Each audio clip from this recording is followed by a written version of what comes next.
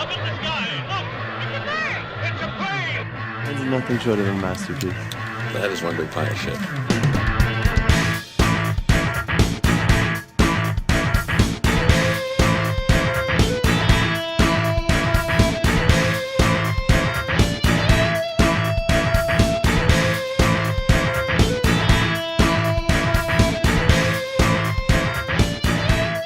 Hello and welcome back to Bad Movie Book Club, your one-stop shop for all of the movie schlock you could ever hope for.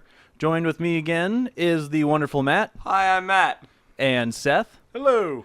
And gentlemen, we have a very, very special episode today. We watched a movie called Strange Doctors. Strange Doctors. Doctor Strange? Yeah, that was it. The one with Benedict Cumberbatch. Nope. What? That wasn't. It starred a mustache. That wasn't Benedict Cumberbatch? It was, in fact, not Benedict Cumberbatch. This came out in the 70s. Benedict Cumberbatch was yet a boy. Twinkle in his mother's eye. Mm-hmm. Huh. Yeah. But we did have a Lucille Bluth. That's right. Yeah. I confused the two. I really, honestly, no, I don't want to get ahead of myself. This movie was great, and it was very 70s. It was. So to spoil it a little bit here, just a little spoiler. Just tiny. Yeah. So in the 1970s, there were a series of TV movies that were released by Marvel. One of which was Doctor Strange. And Stan Lee did go down on the record as saying, of all of the ones that were made outside of the Hulk television series, that this one was by far his favorite adaptation. But how does it hold up to our scrutiny? First thoughts, gentlemen. I loved it. It was so 70s. But I love 70s garbage. and this had a lot of both. It had a lot of garbage. It had a lot of 70s. An old man was thrown over a bridge. I mean, 10 out of 10. It had Jessica Walter. Yep. It had Jessica Walter as a villain.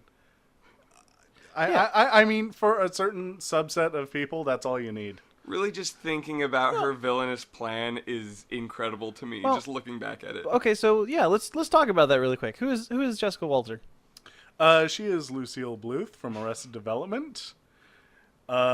She's Mallory Archer from Archer. She's probably been in other things that I haven't seen, but between those two roles, she's my favorite. She's fed up with it. Yep. Just in general, that is Jessica Walter as a person and as every character I have seen her play. Including this one. Yep. Yeah. Oh, she wears it well. What can I say? Yeah, she's already done with it, and she was like 40 years before the roles I know her by. Yep.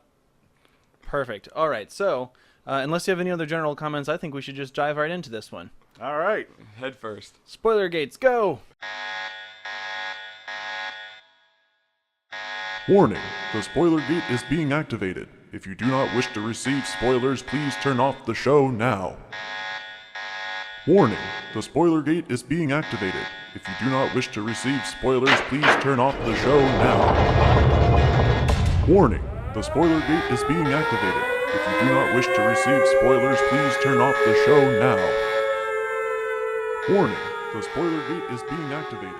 If you do not wish to receive spoilers, All right, please so turn off the show.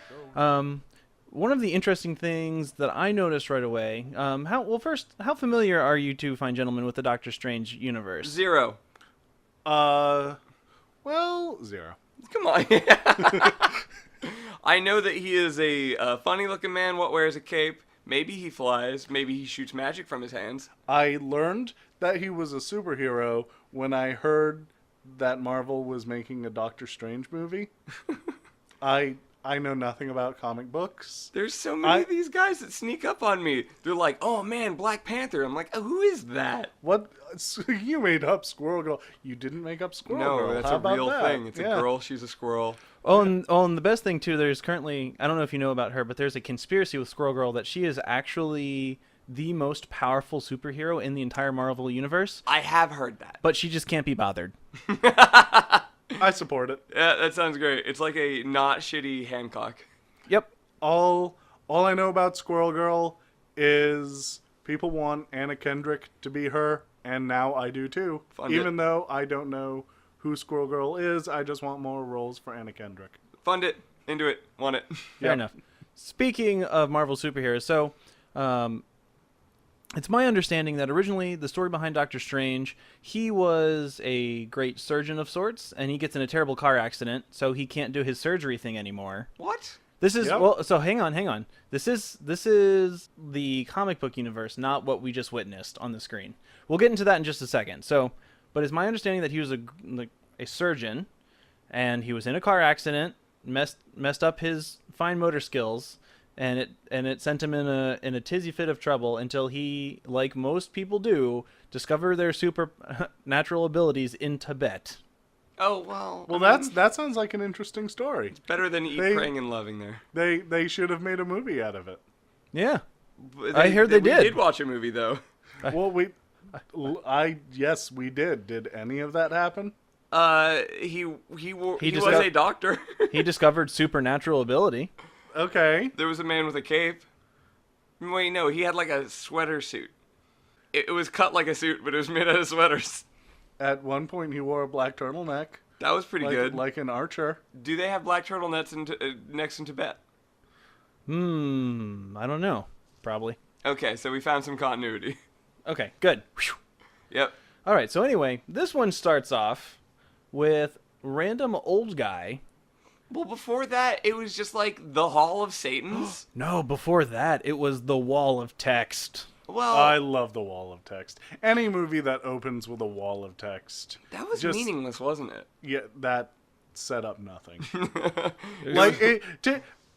Theoretically, you have a wall of text because there's something that needs to be established for the movie. Right. I forgot it as soon as it left the screen, and it wasn't needed to understand anything that followed.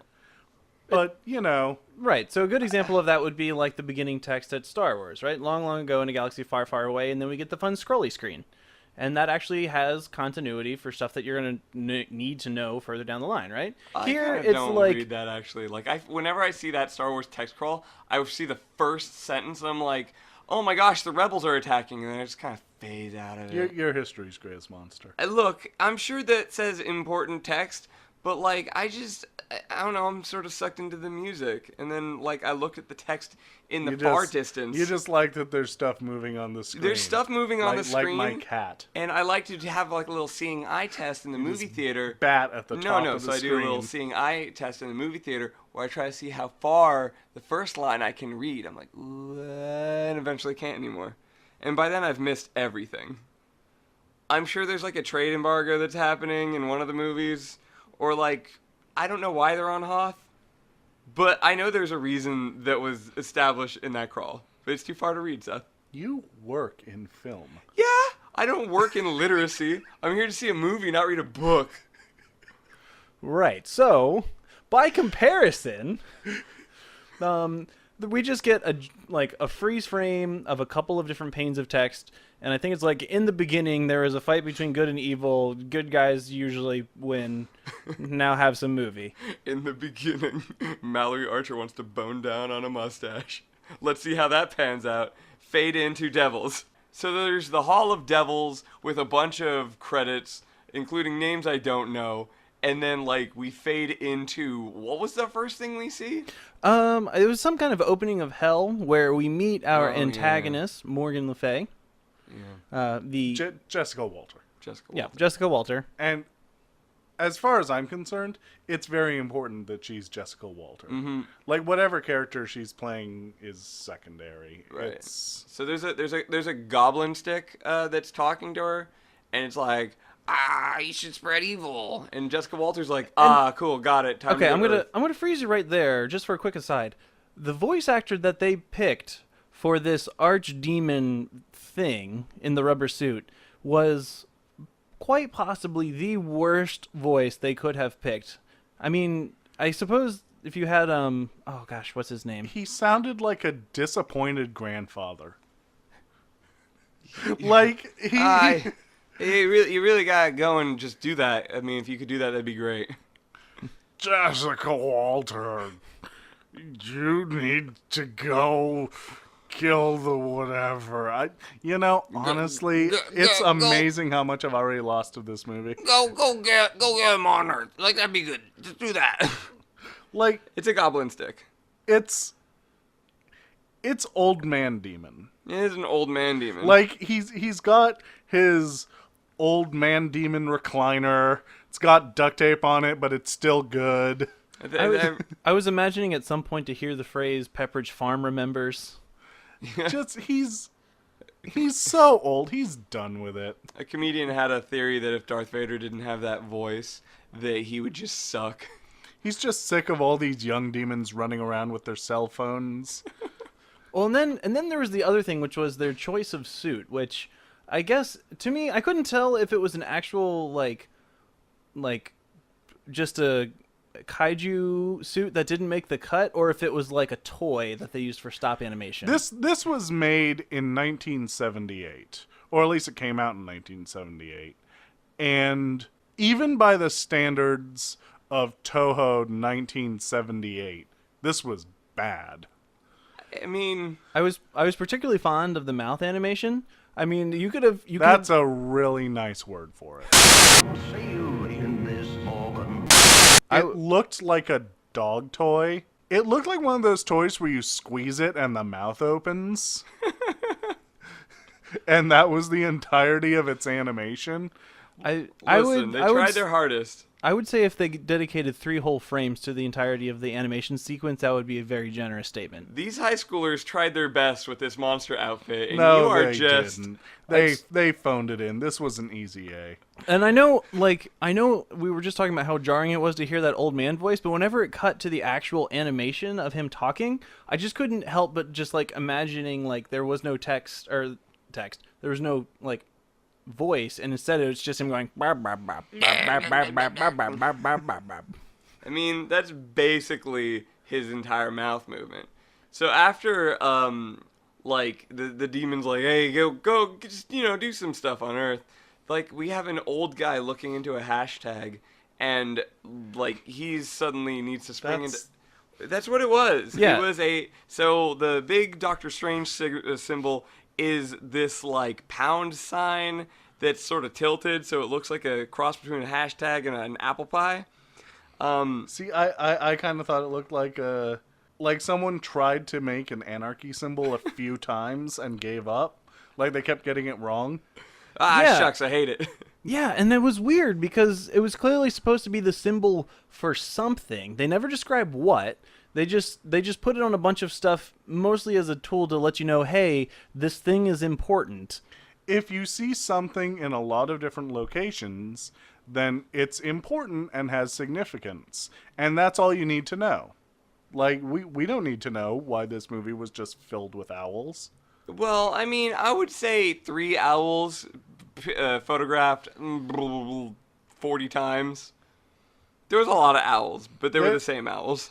This had more owls than Twin Peaks. Like, this was like Owl City, except more entertaining. Yeah, so again, just to preface this, we don't mean like actual live owls. These are either wood-carved owls or taxidermied owls perched on a stick, standing on a base. And they were just set pieces throughout the entire movie. Like, it was totally normal to have an owl collection. I was really waiting for that to go somewhere. Like, I thought there would be some significance to the owls. Maybe there is in the comic. I don't know. Maybe this was like a clever wink to readers. All I know is, why were there so many stuffed owls? We haven't even gotten to our main character. I can't even, again, I don't, like Seth was saying, I don't remember a lot of the beginning of this movie. I know the old man was looking into something and seeing, like, the evil deeds that were going on.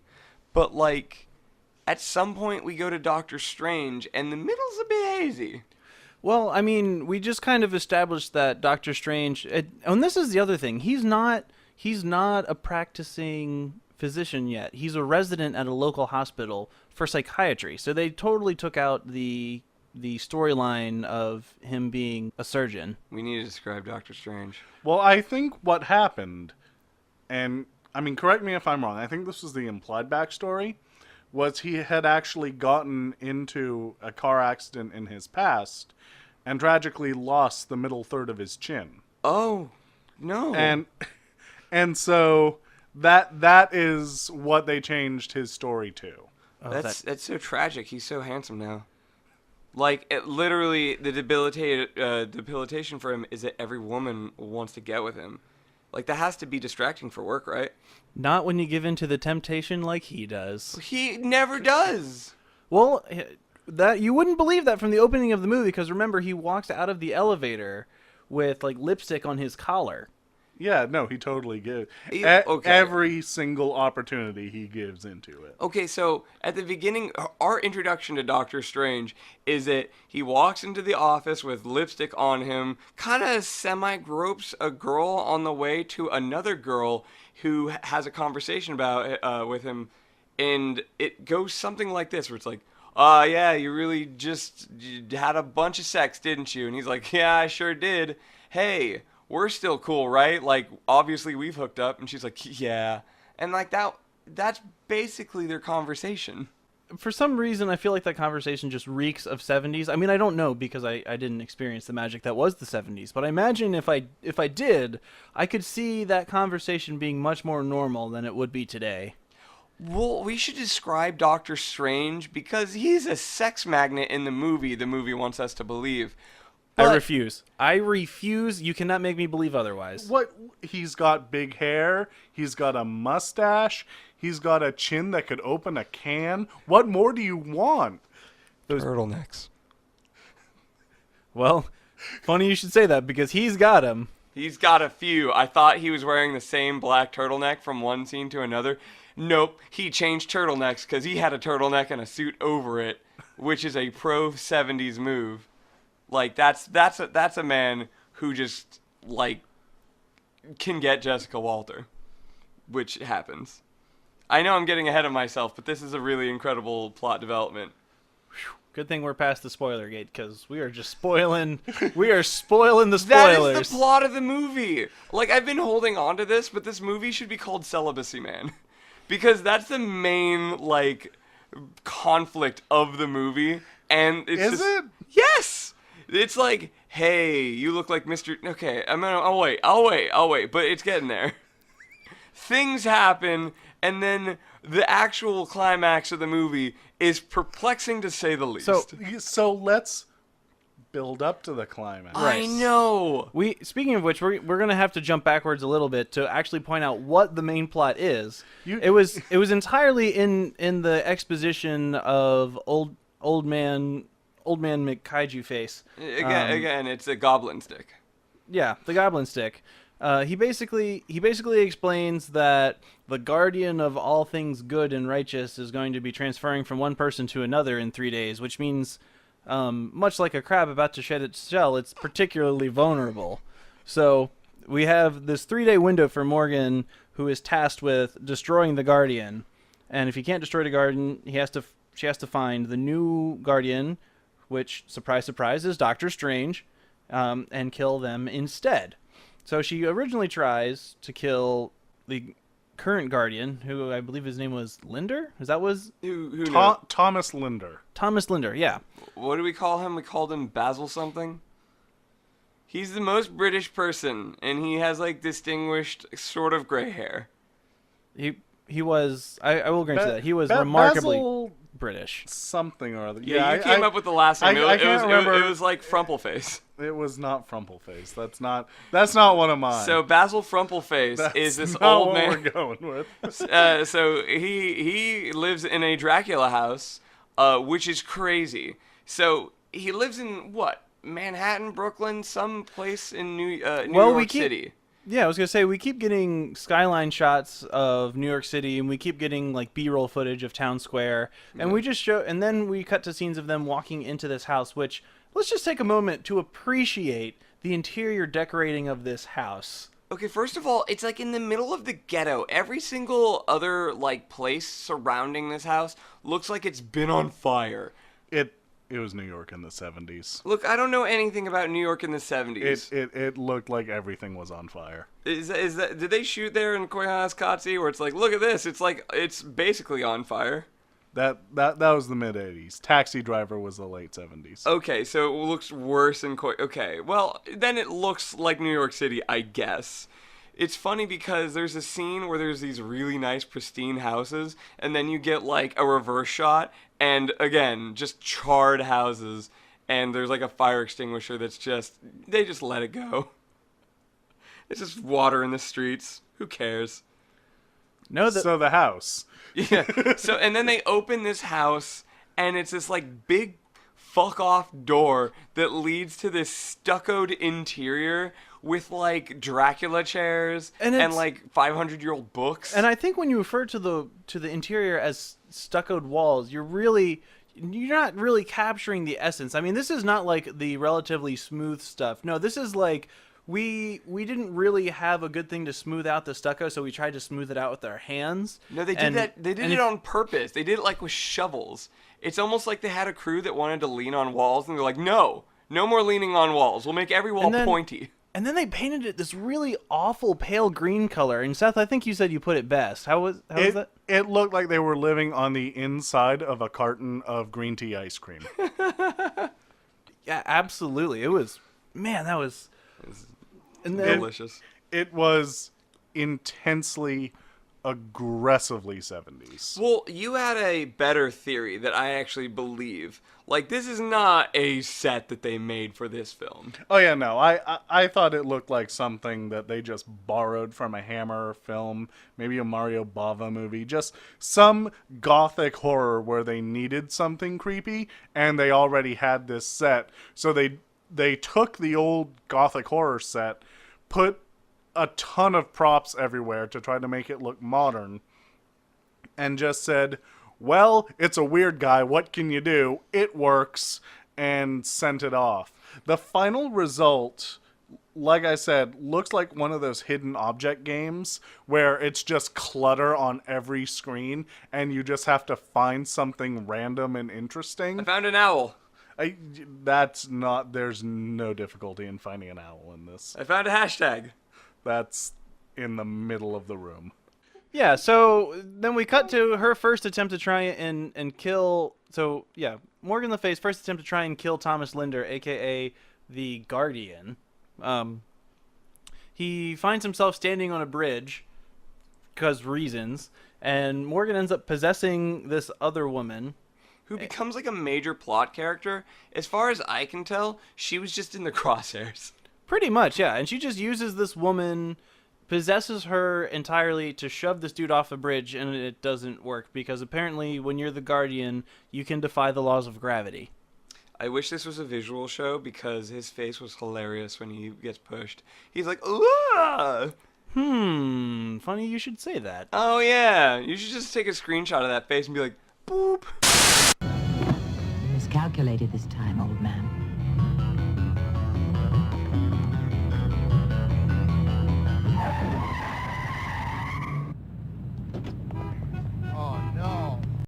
But he falls in the middle of the street, and there's like a car that almost hits him, or maybe it does hit him. I don't know. But he just kind of slumps off. He's like, well, that sucked, almost getting murdered on a bridge. I'm just going to walk into the middle of an alley and use magic hands to heal myself. Well, we did miss something. Okay, what was that? The psychic conversation between Oh, him and Jessica Walter. I like to think that was an afterthought. Were they? They recorded audio. Yeah, they were just glaring at each other. You can't defeat me, he said with his mind. Well, what messes me up is that they actually did eventually talk to each other. Yeah, they eventually actually communicate. Yeah. Like they're just talking out loud. So why were they doing that? It never comes up again. It has to be a thing they did in post. They're like, this needs more context. This makes no sense. It didn't help. No, it didn't. So also the other thing I think is interesting here, now that I'm going back and thinking about it, especially in reference to this opening scene, the actual bad guys in this movie do very little bad things. Like I said, like the most devious thing that Jessica Walter did was push someone off a bridge and try to bone mustache. But she didn't do that, right? She convinced the other girl to do that. It was It was her. heroine. Well, but Possessing an innocent is an evil act. I suppose, Yeah, but we you don't. can't. What You I'm can't saying, be like, no, I didn't try to murder that person. I hired a hitman to do it. Well, no. Why is everyone on my case about this murder thing? Well, no, well, no, It's I'm not ridiculous. saying that the implications aren't there, but they actually did not act out very much of the bad stuff that they did. The only thing I can actually remember seeing her do was shooting some rays at Wong and then shooting some rays at Doctor Strange at the end. Apparently, Other than every that- ray in this movie is non-lethal. Yeah, right. Hey, remember that horse that was there for like 4 seconds? It's like, hey, go kill Doctor Strange. And then he's like, yeah, got it. Oh, I got killed. Like, that happened for like 4 seconds of the movie. Pretty much.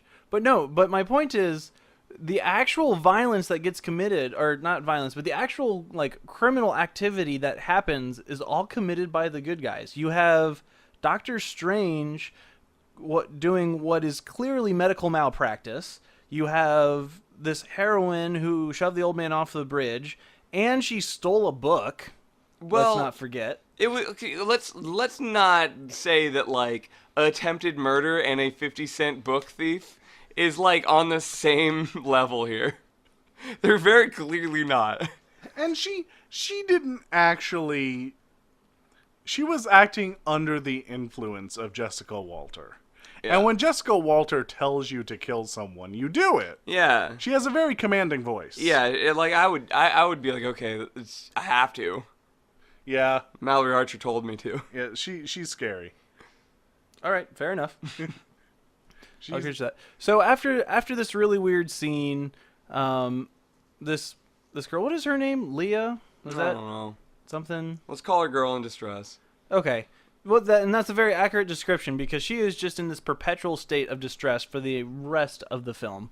Even when she's Yeah. like, okay, I'm concerned for her.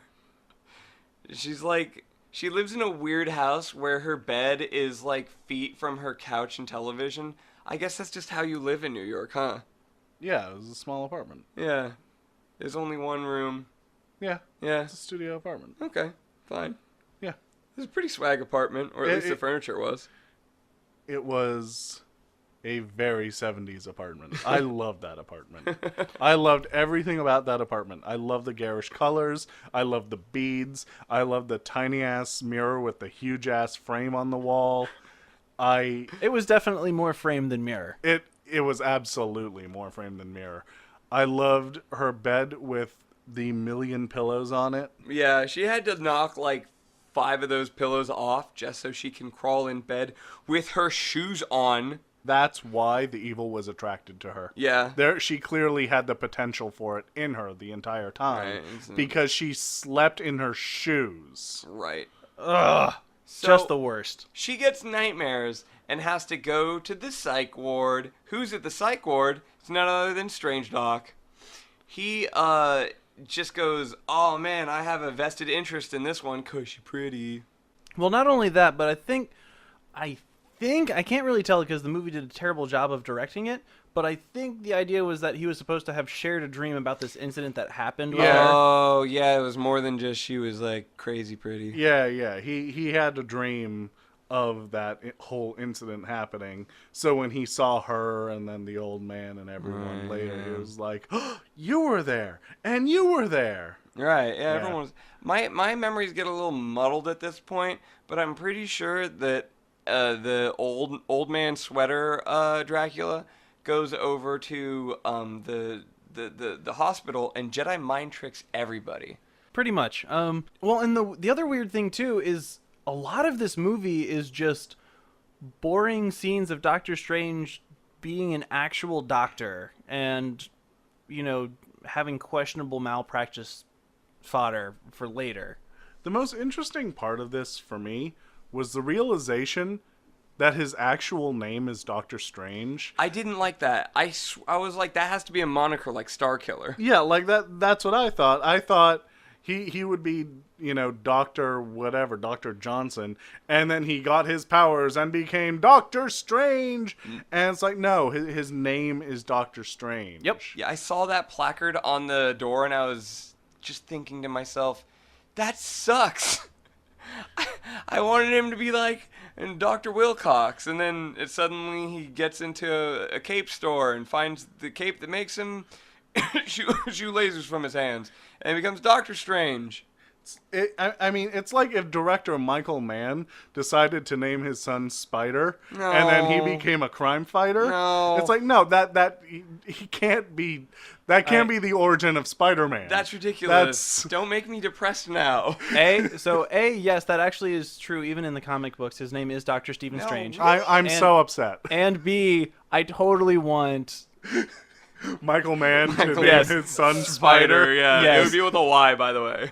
So it would be like SPYDER, like a fucking... MANN. Yeah. It's like, no. There's a bad guy in Maximum Carnage Make it- for the Super Nintendo named Spider with a Y. Make it so, gentlemen. Make it so.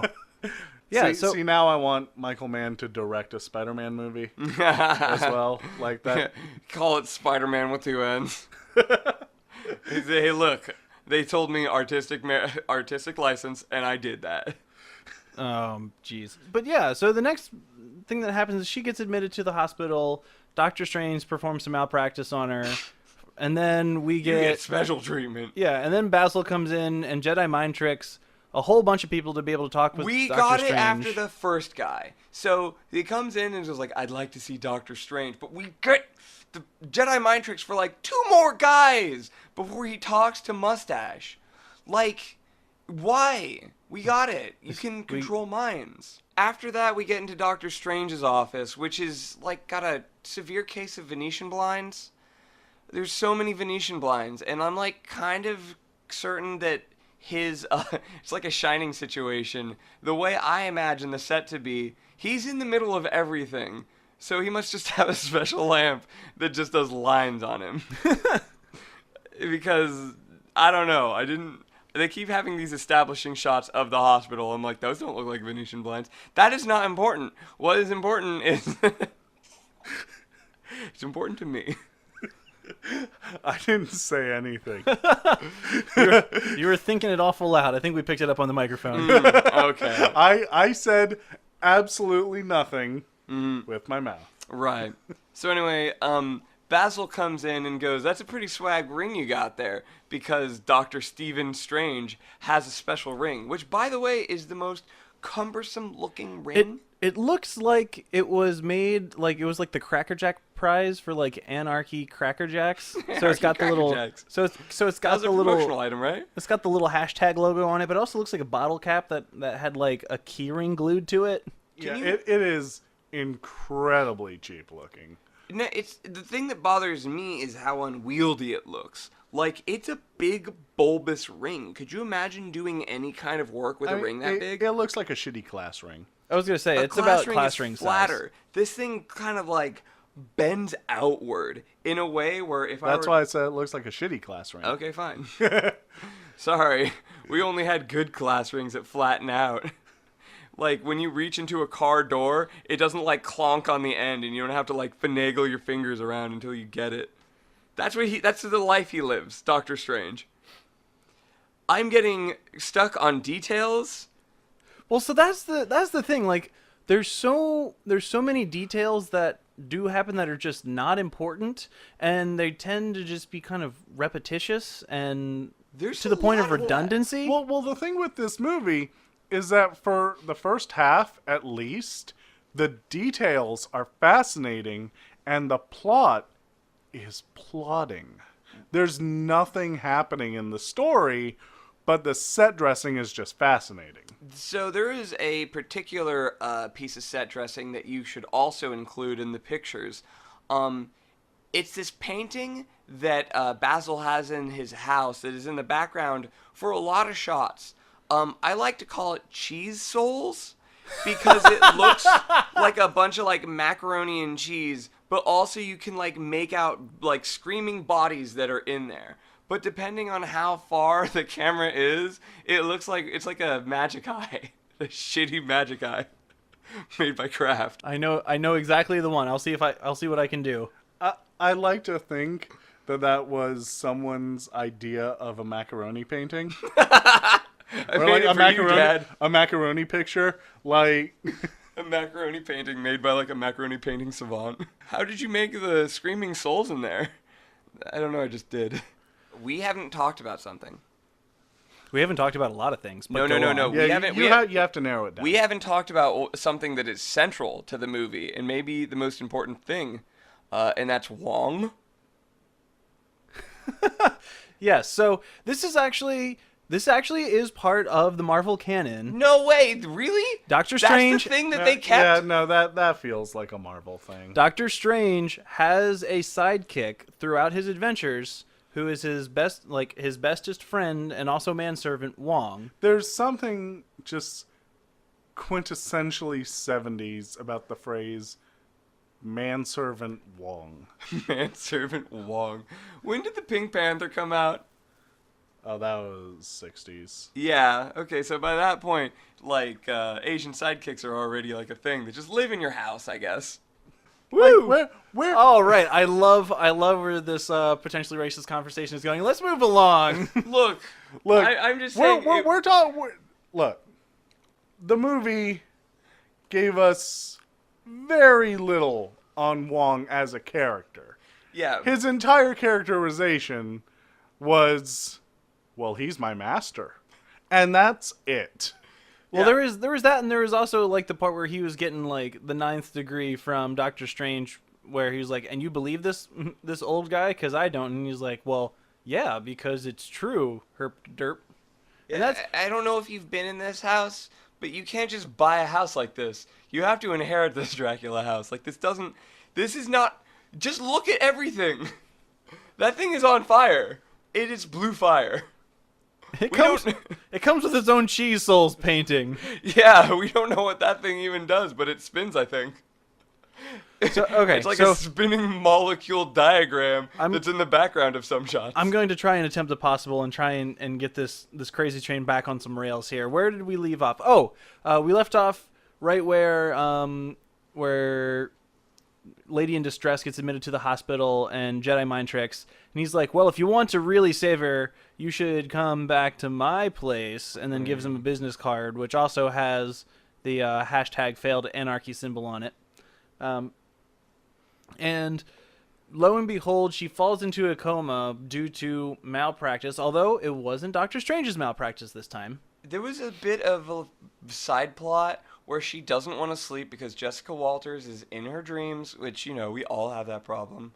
And then... But she had it bad. Well, yeah, but, you know, whatever. It's like... Every dream I have has Jessica Walters in it. You don't see me, like, crying over sleeping pills. So, she goes to the mental hospital and says, I can't sleep because Mallory Archer's gonna make me. eyes at me. Well, she's in no danger of being killed. I think the thing is, I don't want to be used as a receptacle for murder.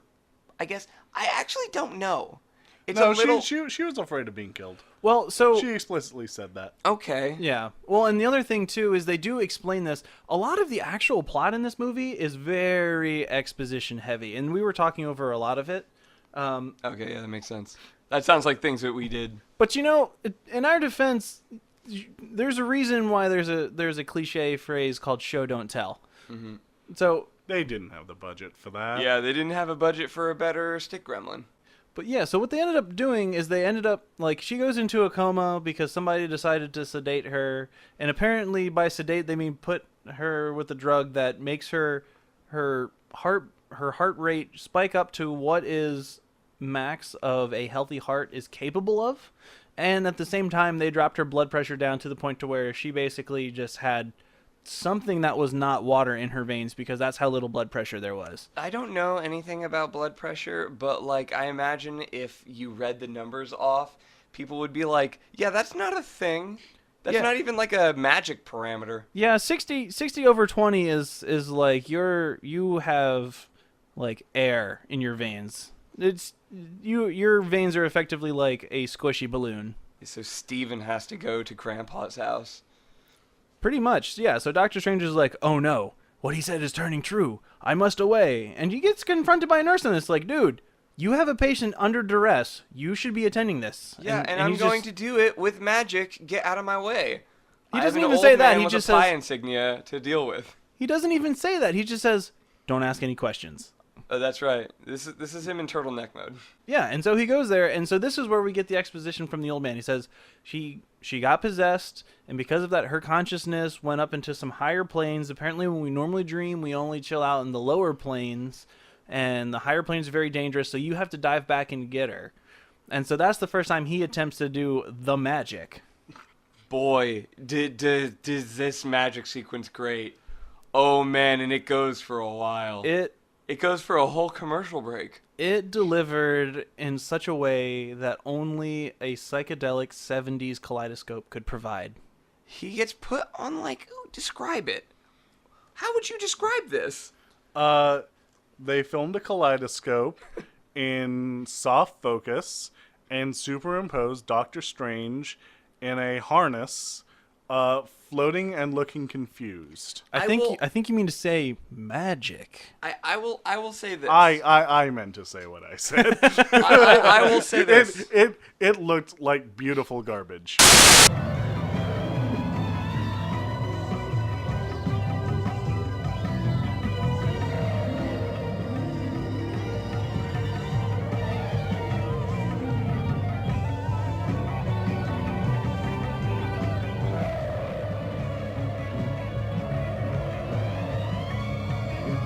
Say this. I don't think that was super imposition. What I think it was like rear projection, because you could just see the wires and then you just see them flipping. So it had to be just like a giant projection screen. They're just like, all right, now we're just gonna spin ya. Well, no, he was occasionally transparent. Oh, okay, yeah.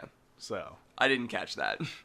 I don't think they actually made the actor see-through. That'd be very impressive. Yeah, I guess I didn't catch that because I'm like, there's no way this movie had a special effects budget. Oh no, they didn't. They blew it on this sequence. Yeah. and also they blew it on this sequence.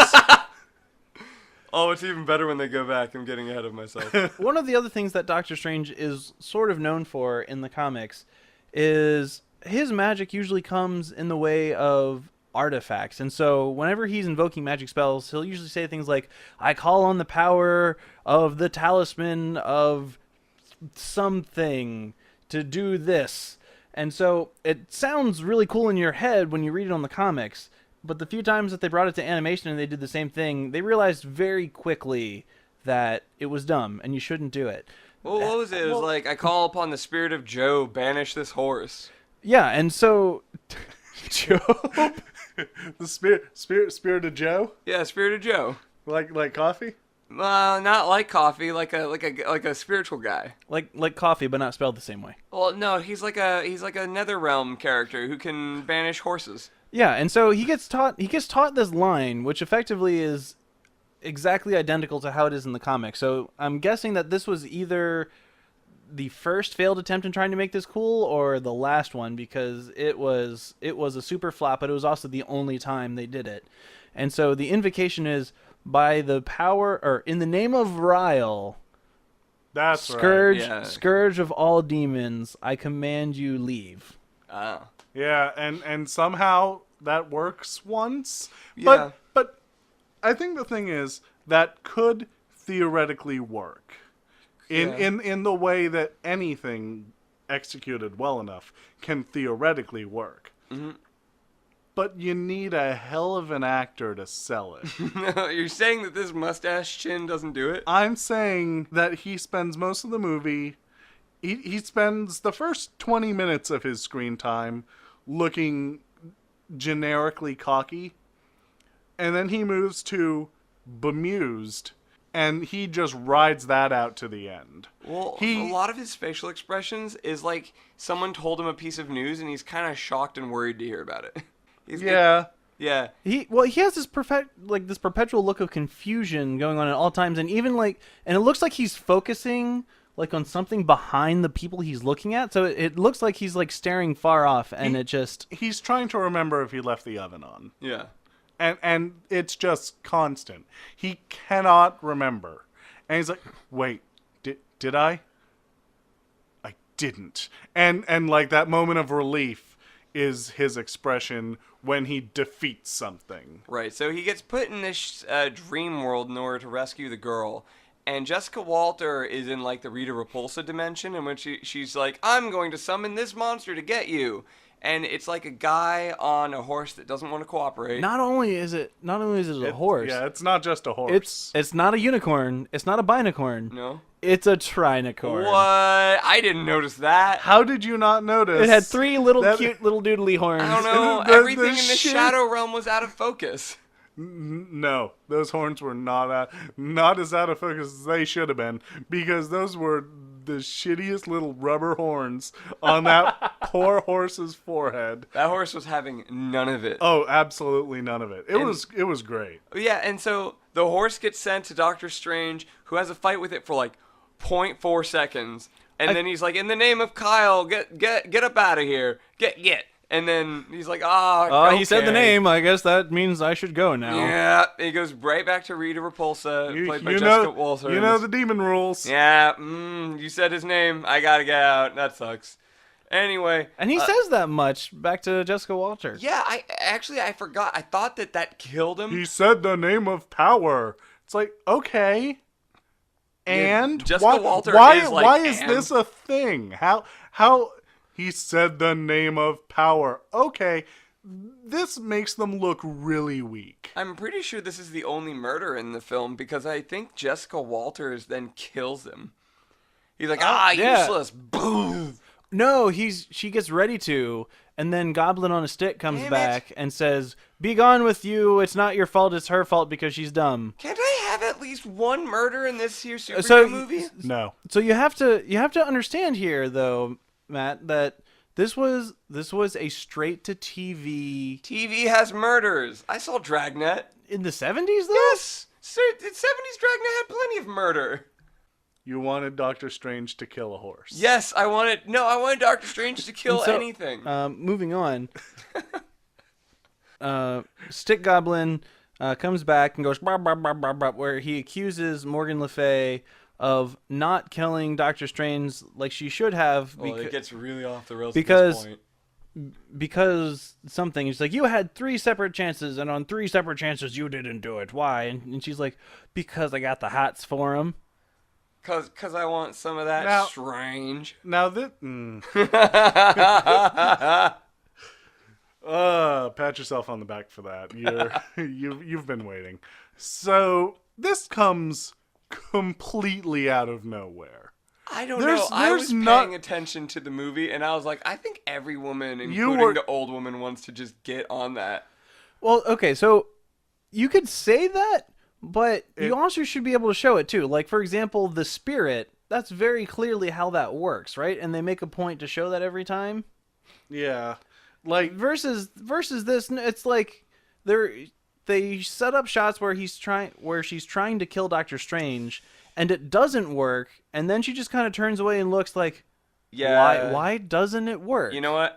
I'm backing off of that point. You're right. This Yeah. was so weird and out of left field. it was you were just obsessed with the notion that someone was gonna bone him. Look at his chin. Look at his mustache. Do you not want to?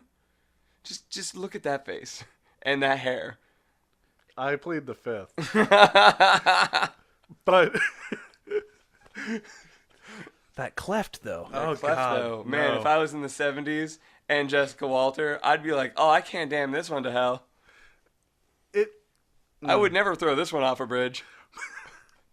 But no, it was completely out of nowhere. It's like they needed to have some reason for her to fail.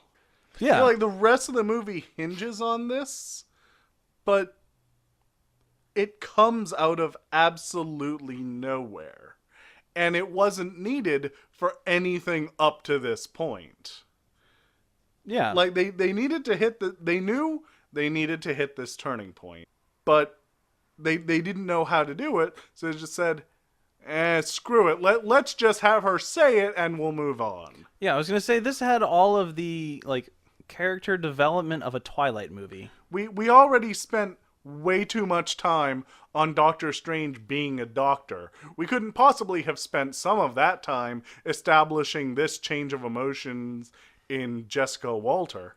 Well, like I said in the last episode, one of the big traits of a bad movie is bad flirting. And this had it in spades. Like, every interaction that was, like, human and romantic was strange and foreign. I'm like, this is not how people are. This is like an alien going, well, I think that probably demons end in dreams and sex. Maybe? Got an F on that test. And I think the best way to personify that is with the side plot of where Doctor Strange falls in love with woman in distress. Kind of. I don't know what that emotion that he was feeling was.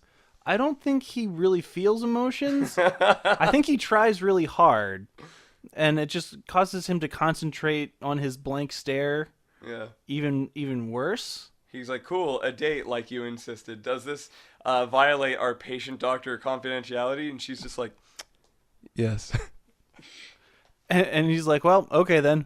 And more malpractice ensues. All right, time to just take off the gloves and go on this, what was it? I'm trying to think of ethical. It's an unethical date. Because I'm pretty sure that's like right there, page 1 in like a psychiatrist book. Like, hey, how about you not fuck your patients? Right. Fucking with your patients isn't the same as fucking with your patients. Well, yeah. I mean, he already was fucking his nurses. That's not in the book, though. It's not like, No, you work... no. That's Is it? That's probably like page 3. Well, yeah, but like, that's like a coworker thing. Like, oh, you're in the sex hospital. That's one thing. But if you're like a psychiatrist and you're trying to make people... Wait, hold on. Let's back up. Okay. What? What did I say? Sex hospital. That's like Grey's Anatomy, where like there's a hospital, but like everyone's boning. That's like every single doctor drama or doctor comedy. It's a sex hospital. I'll allow it. Continue. Yeah. Like, there are married couples that work in the same thing, so that's not a crazy thing. What is a crazy thing is, you are my patient. Now I'm just totally going to get on your weird bed with a million pillows, and then you're going to go into a coma again. Rude. Then the final battle has to Right, ensue. and so that's the thing. Like, the remainder of the movie, everything is centered around trying to find a way to manipulate Doctor Strange back into, I guess, the higher planes, as I do massive air quotes that you can't see. He goes on this date what he shouldn't because she just got checked out of a psychiatric ward. And then she falls unconscious. While this is going on simultaneously, I forgot about this. Jessica Walter is committing warfare on... No, you gotta back up. How did she get in the house? Doctor Strange carried her in. No, that you gotta be more specific than that. No, I think that's all we need. No! No! What happened was real, just like... Jessica Walter disguised herself as a cat, which admittedly was a pretty good disguise because it was an actual cat. Yeah. Yes, it was an actual cat. What's fucked up is Doctor Strange sees a cat on the front doorstep and does something that no one would ever do. He just picks it up, is like, oh, do you live here? And then just throws it in the house and then closes the door. Doesn't go to check. Doesn't go to confirm with anybody. Doesn't carry the cat It's like, upstairs and go, there's a cat on the "Hey." doorstep. This is the only logical conclusion. It lives here, and I guess it's time for it to come in. Now, also, I believe it was raining outside at that point. So the cat would be there just chilling. just to get out of the rain. Yeah, it That was doesn't under the necessarily mean stoop. The cat lives there. And also, if you open a door and the cat wants to go in, it'll go in. You don't have to pick it up and carry it across the threshold normally. This isn't something that any cat owner has ever had to do. If a cat wants to enter a door, it'll do it. If a cat just wants to hang out outside, it'll do it. Okay, I got here's a pop quiz for both of you. Yes. There is an open door with a cat next to it. Do you carry the cat inside? You never. No. Is there ever a situation in which you would pick up that cat and carry it inside? Personally, no, because I'm allergic. But What if someone... I think I wouldn't do it even if someone asked me nicely. I'd be like, I don't think I want to do that. No. If the cat wants to go inside, it'll go inside. If the cat doesn't want to go inside, I'm not going to force the cat to do something it doesn't want to do. Because I don't know if you've ever picked up a cat and tried to force it to go somewhere it doesn't want to go. it'll have none of it. It'll have absolutely none of it. No, you're just going to get like all of the Band-Aids and it's going to annoy you for the rest of the day. But what I want to know, was this part of her plan? Was she like, yeah, I'm going to be here and I'm going to get carried. This man will carry me. Well, if it was, I have to give her credit because she knew him well enough because that's exactly what he did. I wanted there to be a scene where Jessica Walter was on the opposite side of the door after it closed and her just being like, that worked?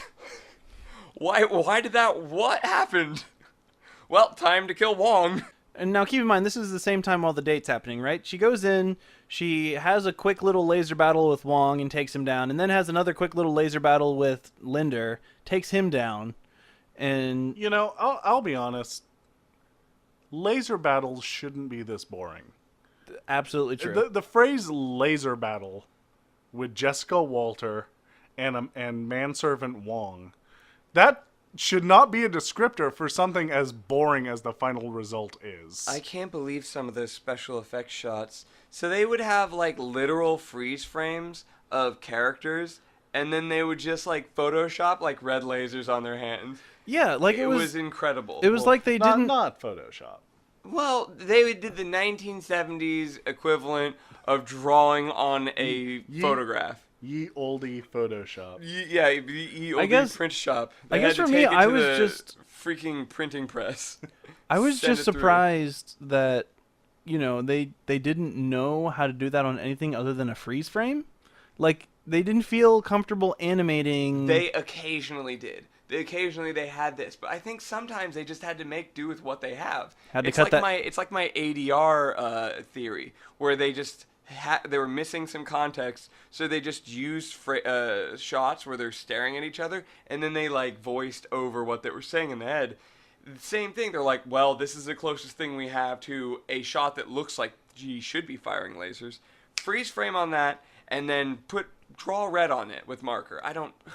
This needs to go out tomorrow. Yeah, and Well, I mean, they did have a very tight budget and probably a very tight like time budget. Yeah.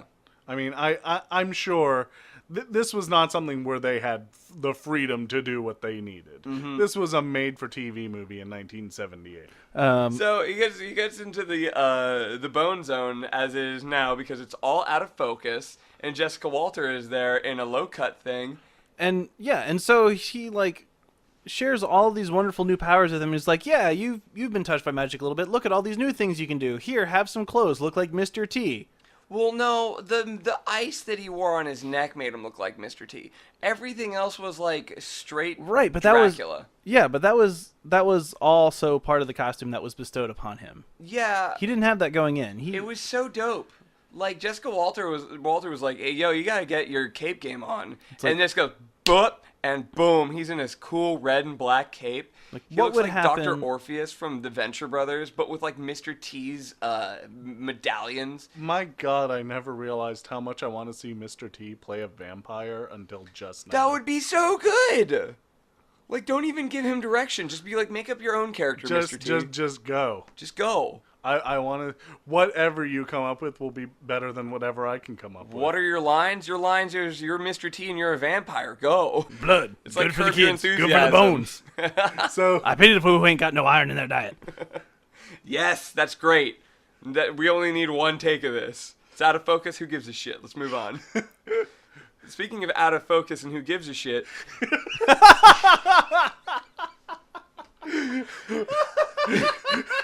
great A segue back to topic, Matt. Yes. Most of, like, all of this stuff is out of focus, and, like, the main conflict is Jessica Walters really wants to jump on Doctor Strange's disco stick, and almost gets it, too. Right up to the point where he's like, hey, take off your ring. And I think the point of that is, like, the ring is, like, protecting him somehow from stuff. And he's like, I don't do this without protection. And then I phased out. What happened? So, to try and convince him that he doesn't need the ring, she takes him over to where she's holding Basil captive after having defeated him. And he's like, well, that's just kind of creepy. I'm not so sure I'm comfortable with this anymore. And he's like, okay, well, we'll just do the tentacle way then. It's like I'm getting some sudden Spider Queen overtones here from you. I know how that ends for spiders. I'm I'm not joining this. No, you know what? I'm gonna go ahead and pass. Like, Yeah, so then she uses... your frocked dress is really cool. Like, I like how your one leg is out and your other leg is in. But, like, no? That's my old man mentor? So this, I feel like what I'm about to say should be more important than what it is, because what it really, or at least what it is in the movie, because what happens is effectively the final battle scene, like the climax scene, right? Wasn't After it just this, more lasers?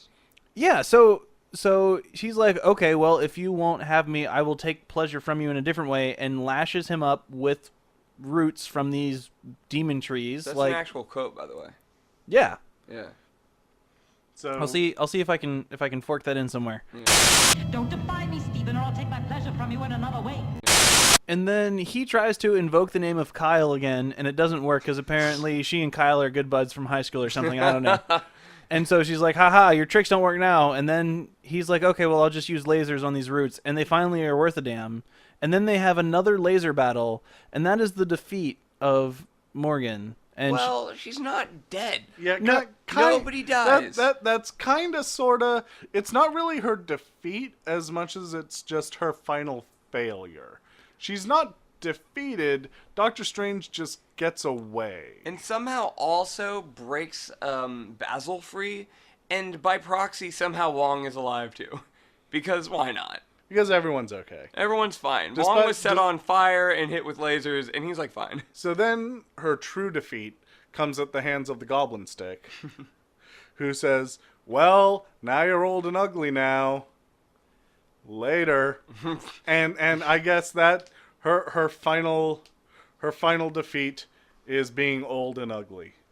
Yeah. Because this is a progressive 70s movie. Well, I mean, we get a real weird conclusion after the fact, because we're back in Dracula's lair with Basil and Mustache, and he's like, you want to be Doctor Strange, but like a superhero? And he's like, yeah, totally. And he's like, cool, here's a lame outfit. So he goes from like being a cool, like Orpheus Mr. T, to being like Scientology man.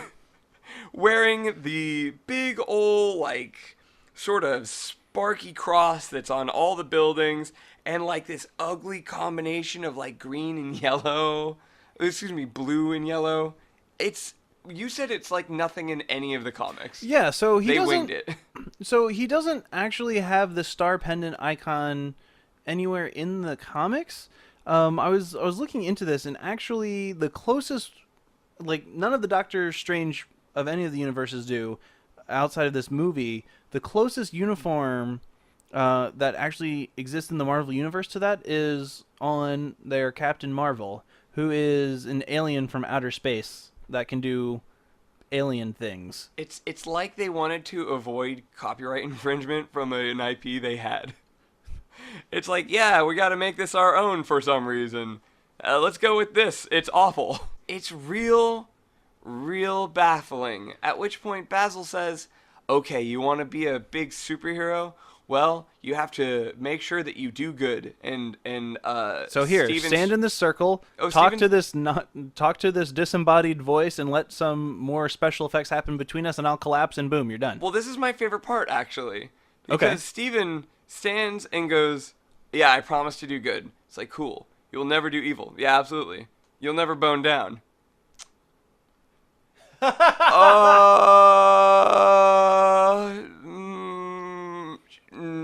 Sure. Yeah, fine. I totally forgot about How that. could you forget that? This is Celibacy Man. He's like taking a priest's oath for lasers? Why? I mean, Now see, I don't know. If I could shoot now see, lasers, it just yeah, I was gonna say that comment on its own. Would you be celibate if you could have lasers? No. Absolutely not. It almost actually, okay. I could just but- buy a gun. True, and also keep in mind how useless these lasers have proven. that's what I was going to say. Like any other context, this would have almost seemed like a good idea. But in the context of this particular cinematic universe, no, that's a terrible idea. It's like these are some Pink Floyd ass laser light show lasers. Like they go and they do nothing. Yeah, they make you freeze in place. That's not a tactical advantage. And then the light shines and he becomes old man Doctor Strange because they combine bodies maybe, but he's not, the old man is not dead because murder is not a thing in this movie. I don't know. It took a piece of him. Oh, good. It's like The Giver. There was some dialogue in there. I wasn't paying attention. Yeah, there was more. I was There was too more. busy Yes, even looking at his dumb outfit. Yeah, even this late into the film, there's just more exposition going on. Most of it Please. through Wong, who spoke very softly. Well, he always speaks very softly. Please also put a picture of that outfit because it's so shitty.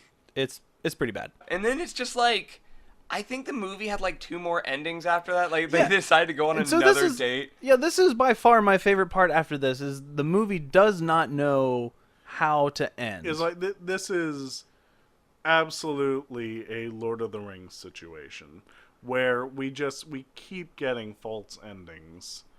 And No, I would argue that we got 1, maybe 2 very solid, conclusive endings. One being Morgan Le Fay, the other one being, okay, he's officially Doctor Strange, the superhero now. And then we get like 3 or 4 more scenes of stuff that happens afterward that we really did not need. Oh my god, I just remembered Street Magic. yeah. Like Yeah. that was the last That's thing we the saw that before we started recording, and I've already forgotten it. Yeah, no, we ended on a street magician doing magic and going, and now I'm going to produce some flowers, but it was actually a dove because Doctor Strange had done his strange magic. Doctor Strange did that. Yeah, Yeah, yeah. yeah. Oh boy. Yeah, it's Yeah. like, hey, And it's that's- like, and that's what now they that you chose- have these superpowers, what's the first thing you're gonna do? I'm gonna fuck with street magicians. I know more sex for me, just fucking with street magicians now. Yeah, now who's the magic man? I'm so glad I didn't fuck Jessica Walter. Yeah, and so that's the thing. Like, he goes on a date. There's a television ad for, I guess, the next What evil was plot. that? I didn't know what was happening So, while it was happening. So here's my guess. Okay. My guess is that this was a television movie, but it also may have served as a potential pilot for a future series. That's very much what the ending felt like. And so it seemed to me they were like, oh crap, their ending was too conclusive. We haven't thrown any potential seeds out there. Quick, go, go, go. But Oh my you'd think God. they would ditch those when it turned out that this wasn't going to get picked up for anything more. Oh my god, what a good series that'd be. Just every episode Jessica Walters tries to fuck a mustache and it just doesn't work out for her. I would watch the hell out of that show. It'd be like, honestly. how about this dress? It's like, I don't know. Really want to still be magic. Because the reality is, in this, I see the potential for an amazing camp classic TV show. Yep. I really do. The ongoing adventures of celibacy, man. I also would really like that on a T-shirt. Jessica Walters tries to fuck a mustache and fails every time. Yeah. Just like, nah.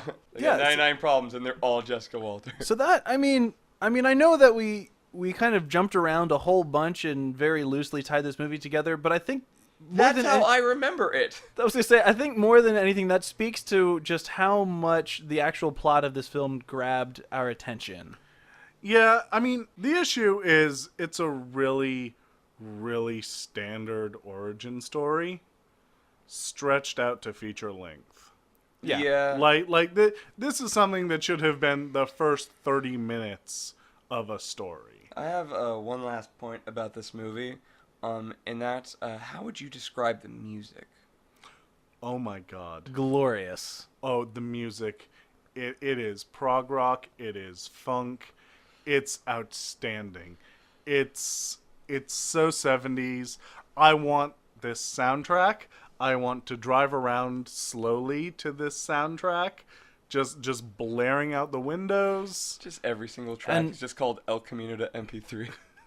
I adore the music in this movie. And I don't know about you guys, but I particularly was fond of Morgan Le Fay's theme whenever it showed up. Yeah. It was so good. Like, half of this soundtrack sounded like Keith Emerson on a bender, just going nuts on a synth. It was beautiful. It's real good. And I love that theme just because, like, whenever you heard it, you're just like, oh, something's going to happen. Well, I mean, something kind of happens. Well, look, the first time Once. it happened, she pushed the old man over the bridge. Next time it happened, she did battle with Wong. Oh, Right? yeah. Time after that, she forced Doctor Strange into Demon Land. So that I mean, stuff actually happens when it plays, but really, Jessica Walter walks around in a black dress looking angry.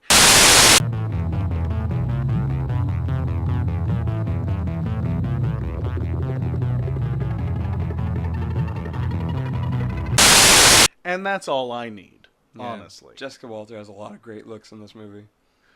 She has like 2. She has 2 colors, but many variations on it. True. Yes. Like I'm particularly a fan of the red frock where she has the one leg out and it's like low cut and she's like, yeah, this is probably going to get me like Doctor Strange. Doesn't, but you know, this movie's great, by the way.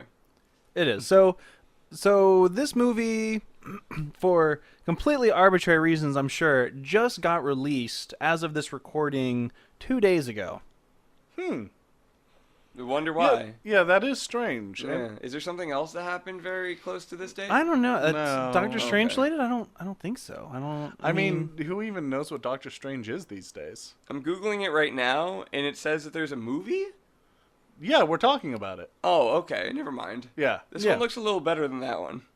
Wait, another one? Yes. It's a Benedict Cumberbatch is Doctor Strange. Oh my god, like that joke I made from the beginning of this. Yep, it's come full circle. Okay. All right, good. Well, speaking of full circle, is there any other comments we would like to add about this movie, gentlemen? Or I want to see the Benedict Cumberbatch one just so I can compare and contrast. Yeah, same. Absolutely. okay, well, maybe if we can find a time, maybe we'll have to shoehorn it in from a Google Hangout or something, but we can have a discussion on how we think the next one stacks up to this. Oh my god, if we do it in like a week, we're already going to have forgotten this. That's true. That is. I have this movie. You do have this movie. We can watch it again. like on the way. We can watch this entire movie again. Well, So that's the other thing. Is it so? Final judgment on this movie. Is this one that's worth adding to the collection?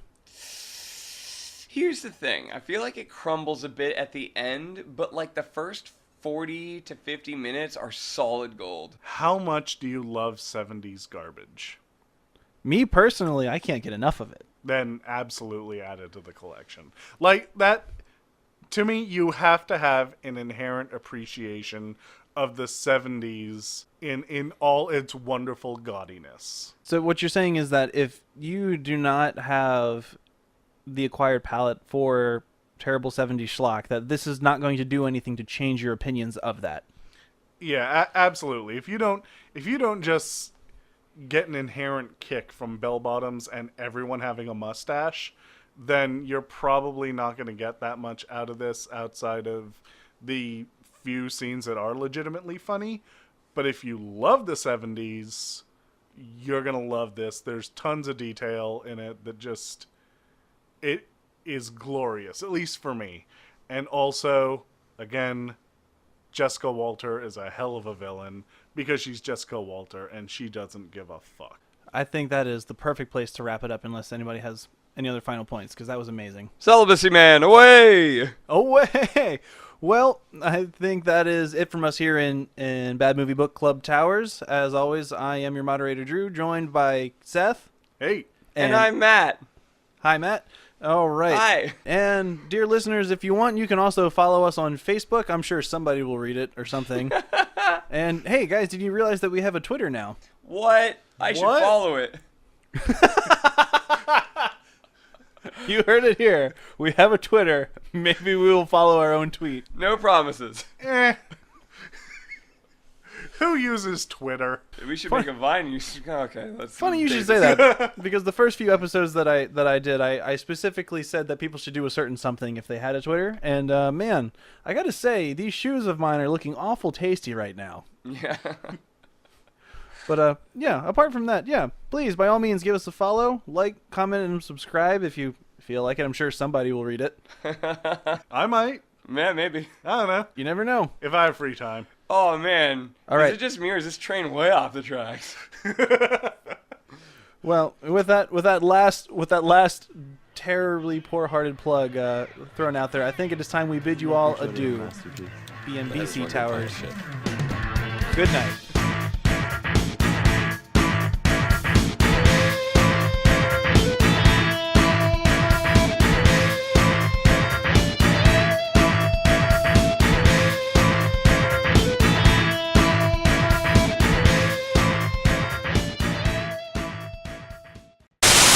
Like, I will say it's better than Star Wars Holiday Special, so, like... I know what we're doing for the Christmas No, episode. no, absolutely not. I've seen that movie, absolutely not. No. Alternatively, maybe. No! Because Matt's No! horrified reaction No! is, There's like if anything, 20% of that special is Wookiees talking to each other without subtitles. Brrr, brrr, brrr, brrr, brrr. That's what you get! You turn on the television on Christmas and you're like, I want to watch Star Wars. No! What's surrounding it is not much better. Okay, so I guess we're doing it. No! I'm sold now. No! Like with every Your expression will fade when you watch that movie. I am looking forward to it. Yeah, this is exciting. Come on, you both have seen it, right? Yeah. Yeah? Oh, no! Let's just talk about it now. Just forget Doctor Strange. Let's all talk about what we thought of Star Wars Holiday Special. I'll go first. It sucked. You go now. I'll save it for Christmas when we refresh ourselves on it by watching the entire thing again. Speaking of saving it, I found an old guy wearing his sweater suit. well, you know, it's funny you say that because until they actually cut to him and he starts moving, he did blend in pretty well. Yeah. No, he was like, oh my gosh, movement. Also, I'm the Predator, so I don't know if things are there until they move. What? That's not how the Predator works. Yes, it is. He has heat vision. Wait. But then is that Alien? Are you thinking of a T-Rex? I think I am thinking of a T-Rex. Why can't he be both? Ooh, that's going on the end card. Shucks my gucks. Alright. Well, you know, look. Predators, T-Rex. We don't need to focus on this. Oh, wasn't there a doctor and he was strange? I'm pretty sure that's what this movie was. Right, so Not as strange as a Predator.